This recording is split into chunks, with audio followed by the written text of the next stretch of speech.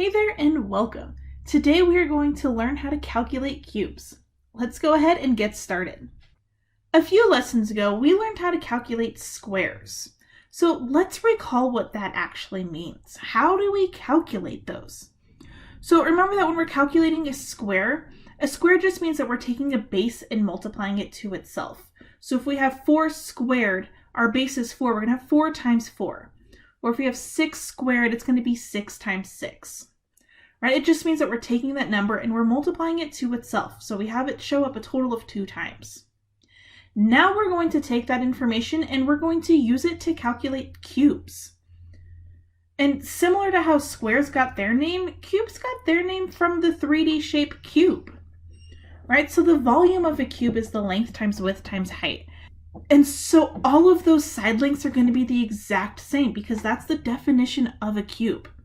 So our length times width times height is really the same exact thing as side times side times side because they're all the same exact number. And if you have the same base being multiplied 3 times, you're going to say side cubed because that's what it is. So the word cubed for 3 got its name from the 3-dimensional shape of a cube. So let's take a look at this example where we have a side length of 4 meters. Well, our side length is 4 meters, so 4 cubed is going to be 4 times 4 times 4, which happens to be 64. And then we have those units, so we need to make sure that we are using them in our answer.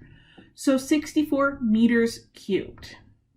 Calculating cubes is really similar to calculating squares. The biggest difference is how many times you're going to multiply the number to itself. So let's take a look at this example here of 5 cubed. 5 cubed is going to break down to 5 times 5 times 5, which if you need to, you can take those first 2 5s and multiply them together to get 25. Then we still have that last 5 left over. So 25 times 5 gives us 125. So 5 cubed is 125. We can do this with fractions too. If I have 2/7 cubed, I can say 2/7 times 2/7 times 2/7, which can simplify down to 4 over 49 times 2/7, which is 8 over 343. Now it's important to notice that in this top example, I'm using dots to represent multiplication, and this bottom example, I'm using parentheses to represent multiplication.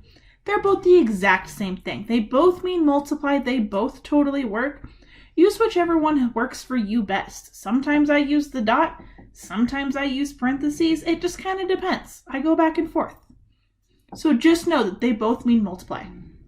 We can also cube negatives, right? So if I have -2 cubed, that's -2 times -2 times -2, right? It shows up 3 times because of the cube. -2 times -2 gives me a +4. +4 times -2 is -8. Now, what's super important to notice this time, which was different from our squares, is that when you cube a negative number, your answer is always going to be negative. Because 3 negative numbers multiplied together is just always negative. Unlike squares, where our answer was positive or negative depending on parentheses, this time it doesn't actually matter. Your number is cubed, it's going to be negative. Now we made the list of perfect squares previously. Now we're going to make the list of perfect cubes. Please realize that this list is not a requirement for you to memorize. It's just really good to know. You will not be assessed on how well you memorize this list because as long as you understand the concept of cubing, you can figure out the answers without having it memorized. But having it memorized just makes it a little bit easier and quicker to do some problems. Now, remember when we expand it out, right? 1 cubed is going to be 1 times 1 times 1. 2 cubed will be 2 times 2 times 2. So on and so forth. So this is that expansion of what it looks like. But our actual cubes are those numbers in red.